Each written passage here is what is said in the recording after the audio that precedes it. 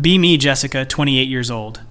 Living in a 4-bedroom apartment with 3 roommates who honestly just don't get it. Been here for 8 months, and I've been patient, so patient. But enough is enough.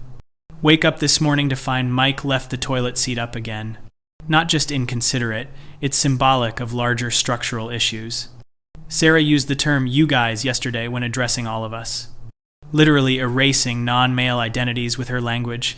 Tyler had some friends over last week. All dudes. Didn't even think to ask if we were comfortable. Spend all Sunday afternoon creating the framework for positive change. Print everything on cardstock at the office supply store. Splurge on the lamination. $47, but totally worth it. This is going to transform our living situation. Monday evening, wait until everyone's home.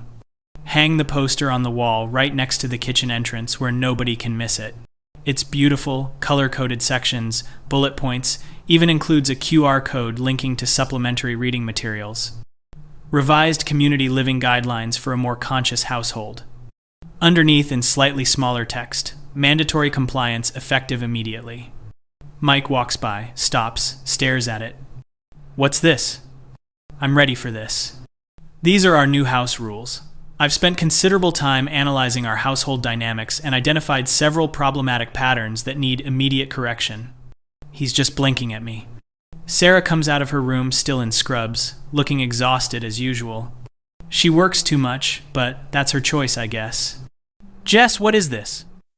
Here we go. Sarah, if you look at Section 2, subsection A, you'll see we're implementing a ban on gendered language. That includes terms like guys, dude, man, and other unnecessarily gendered terminology. We should be using folks, everyone, or y'all. She's reading the poster now. Tyler comes out too, backpack still on. Is this a joke? I cross my arms. No, Tyler, this isn't a joke. This is about creating a space where everyone can thrive without perpetuating harmful systems. Let me walk them through it properly.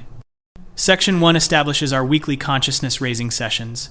Every Sunday evening, 7 to 9 p.m., attendance mandatory. We'll discuss privilege, power dynamics, and how we can improve as individuals and a household collective. Mike actually laughs. Literally laughs. You want me to go to what, like a meeting every Sunday? I have raid night on Sundays. Your video game raids can be rescheduled, Mike. This is more important. Section 1B notes that absent without legitimate cause will result in fines of $25 per session, which will go toward our household social justice library. Sarah is shaking her head. Jess, I work 12-hour shifts. Sometimes I work Sundays. I can't. Which brings me to Section 4. I interrupt, because I actually accounted for this. Chore assignments will now be determined by a matrix I've developed that accounts for relative privilege levels. Sarah, as someone with class privilege due to your nursing salary, you'll have additional responsibilities. Mike, as a cis-het white male, you're obviously at the top of the privilege hierarchy, so you'll have the most intensive assignment list. Pull out my phone where I have the whole matrix worked out. Tyler, you're also male, but you get a modest reduction due to student status, though that's temporary. I've assigned myself the minimum baseline because I need to preserve my energy for the emotional labor of managing household dynamics. The 3 of them are just staring at me. This is the resistance I expected. Section 3 addresses guests. Any male-identifying guests require a permission slip submitted 48 hours in advance via our household app.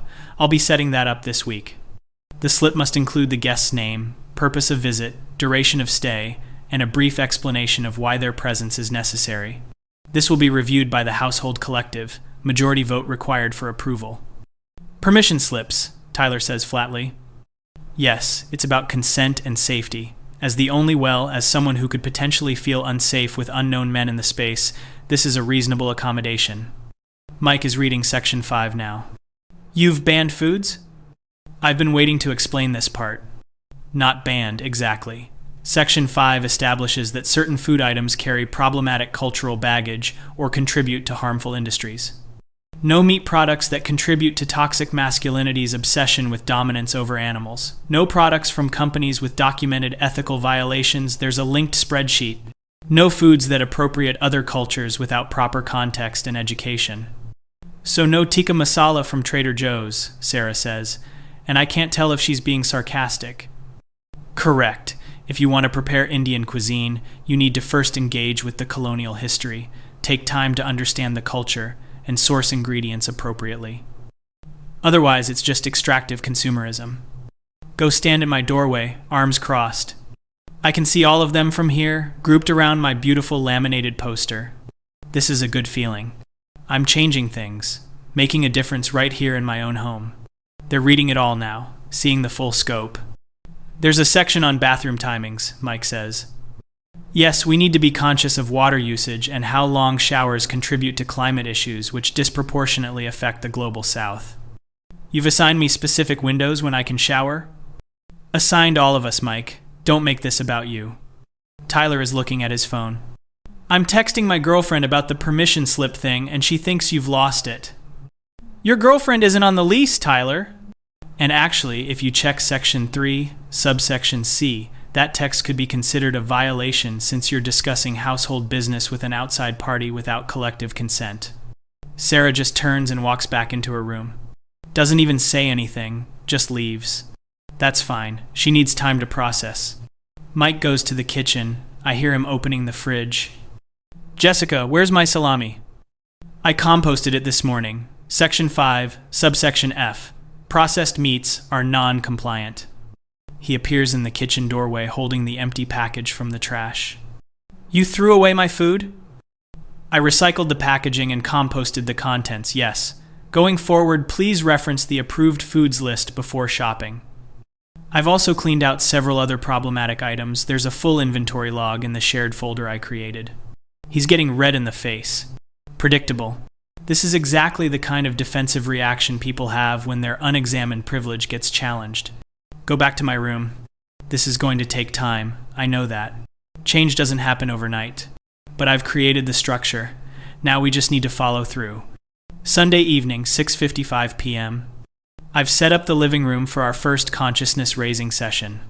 Printed handouts, discussion questions, even made tea. Herbal, obviously. Coffee is exploitative. 7 p.m. comes. No one emerges from their rooms. I knock on Mike's door. Session's starting. Not coming! He doesn't even open the door. Tyler's room next. Tyler, we're beginning. Got a paper due tomorrow. He has not mentioned a paper all week. Sarah's door. Before I can even knock, I'm sleeping, Jess. I worked a double. Go back to the living room. Sit there until 7:30 with my handouts. Fine. That's $75 in fines total. Send a group text to the household chat. Fines for tonight's absences will be collected by Friday. Please leave cash in the jar I've placed on the kitchen counter labeled Community Growth Fund. Mike texts back immediately, lol no. Tyler, you can't fine us for not going to your made-up meetings. Sarah doesn't respond. This is going to require more direct action. Wednesday, I'm working from home. Mike has friends over. I can hear them. Emerge from my room around 3 p.m. to investigate. There are 4 guys in the living room playing video games. 4 male-identifying guests. 0 permission slips filed. Mike, can I speak to you? He doesn't pause his game. Kind of busy, Jess. You have unauthorized guests. Section 3 very clearly states. Yeah, I didn't read that. You didn't. Everyone needs to read the guidelines, Mike. That's the whole point. One of his friends, some guy with a beard. Are you the roommate with the crazy rules? They're not crazy. They're basic considerations for communal living. Mike finally pauses. Jess, I'm not getting permission slips for my friends. That's insane. This is my apartment too. Actually, if you check the lease agreement, we all have equal stake, which means you can't make up dictator rules, Tyler says. Didn't even hear him come in. He's got a huge bag from the grocery store. Starts unpacking it on the kitchen counter. Salami, ham, some kind of jerky, hot dogs. All prohibited items. Tyler, those are all non-compliant. Yeah, I'm aware. He's smiling. He's actually smiling while directly violating Section 5. Mike told me you composted his food, so I'm restocking. Also got some of that tikka masala you hate. This is deliberate provocation. This is incredibly disrespectful to the work I've put into. Hey Jess, Mike's friend with the beard again. Can you move? You're blocking the TV. I'm standing in the middle of the living room. This is my apartment too. but there are 4 of them and 1 of me. Go back to my room. I can hear them out there, laughing. Someone orders pizza. When the doorbell rings, I check the time. 6:47 p.m. No one consulted me about food delivery. Another violation. Text the household chat. Reminder that large food orders should be discussed collectively as per Section 5, subsection J. Also, Mike, your guests have now been here over 3 hours, which violates the maximum visit duration. Mike texts back, new phone who dis. Tyler sends a gif of someone laughing. Sarah, Jess, I'm trying to sleep before my night shift, please stop texting. This is absurd. They're acting like children. Friday evening. Come home from work. There are voices in the apartment, lots of them. Open the door. There are people everywhere. Count at least 12 guys. 12. Pizza boxes on every surface. Beer cans. Someone's music playing loud. The laminated poster is still on the wall, but someone's drawn a mustache on it. A mustache. On my carefully designed guidelines. Mike sees me. Oh, hey, Jess. We're having a little get-together. Want a beer? Mike, this is completely unacceptable. There are a dozen unauthorized male guests. Alcohol, which we never discussed. And is that pepperoni pizza? Yeah, and sausage. Want a slice? Tyler appears with Sarah. Sarah's not in scrubs. She's in regular clothes. She's actually participating in this. Sarah, you're enabling this? Jess, I work 60 hours a week. I come home to sleep and occasionally eat. I don't have energy for your whatever this is. She gestures at the poster. This isn't whatever, Sarah. This is about creating accountability. No, she says, and her voice is sharp now. This is about you deciding you're in charge of everyone. None of us agreed to any of this. We live in a community. Communities have standards. Standards we all agree on, Tyler interrupts. Not standards you invent and force on everyone else. One of the random guys. Hey, is this the permission slip thing? Bro, that's hilarious. Another guy. Should I have brought my hall pass? They're all laughing. All of these men, in my space, laughing at me. You know what? Fine. Enjoy your regressive little party. I'll be in my room. Mike, cool, thanks for the permission. More laughter. Stomp to my room. Can hear everything through the door. Someone says dude about 40 times in one conversation. Someone else keeps saying you guys. Every single banned phrase, they're using all of them. It's deliberate. It has to be deliberate. Around 11 p.m., someone starts chanting bros, and everyone joins in. Text the household chat. Quiet hours begin at 10 p.m. on weekends per the original lease agreement. Please respect this. Mike texts back. Cool story, bro. Tyler, thanks, man. Sarah, hey guys, can you keep it down actually? Jess is right about quiet hours. At least Sarah has some sense. It does get quieter after that. But I can still hear them. Still hear all these men who just showed up without any process, any consideration. Fall asleep angry. Saturday morning. Emerge from my room around 9 a.m. The apartment is destroyed. Pizza boxes, beer cans, some kind of chip dust ground into the carpet. The kitchen is a disaster. And the poster. My beautiful laminated poster. Someone's added annotations in Sharpie. Next to mandatory attendance, lol nope. Next to the permission slip section, this is psycho behavior. Next to my name at the bottom, Jessica is not the boss of us. They vandalized it. Spend 20 minutes trying to get the Sharpie off. It's permanent marker on lamination. It won't come off. Mike emerges around 10:30. Oh man, sorry about the mess. We'll clean it up. You'll clean it up? Mike, this is completely unacceptable. Last night was a direct violation of multiple sections. Jess, he holds up his hand. We need to talk, all of us. If this is about the fines, I'm willing to waive them if everyone commits to actually reading. It's not about the fines. Meet in the living room in 20 minutes. Something about his tone. He's never used that tone before. 20 minutes later, all 4 of us in the living room. They're all on the couch. I'm in the chair across from them. This feels wrong. The positioning feels wrong. So, Sarah starts. We've been talking, all 3 of us, and we think this isn't working out. Wait, what? What isn't working out? The guidelines? Because I'm open to feedback, we can workshop. Not the guidelines, Jess, you, living here. The room goes very quiet. What? Tyler's looking uncomfortable, but he speaks up. You've made this place miserable. The rules, the fines, throwing away our food, policing our language, our friends. It's too much. I'm trying to make things better. I'm trying to create consciousness and accountability. You're trying to control everyone, Mike says. There's a difference. I'm not. This is about basic respect for Jess, Sarah again, and she sounds tired. I respect you. I respect your politics, your beliefs, whatever, but you can't force them on everyone else. You can't make up rules and expect us to follow them just because you decided they're important. We live together. We have to have shared values. We have shared values, Tyler says. Don't be a jerk. Clean up your messes. Pay rent on time. That's it. That's what we need. That's not enough. That doesn't address systems of power. It doesn't create growth. We don't want the growth you're selling, Mike says flatly. Silence. They're all looking at me. United front. They planned this. So what? You're just going to kick me out? You can't do that. I'm on the lease. We talked to the landlord, Sarah says quietly. Since we're all month to month now after the first year, we can vote to remove someone with majority agreement. It's in the lease terms. 3 votes beats 1. Feel like I've been punched. You already talked to the landlord? This morning, Mike confirms. You have 60 days to find a new place, Tyler adds. We're not trying to leave you homeless or anything, but you need to go. Look at each of them. Sarah won't meet my eyes. Tyler looks uncomfortable. Mike just looks tired. This is because you don't want to examine your privilege.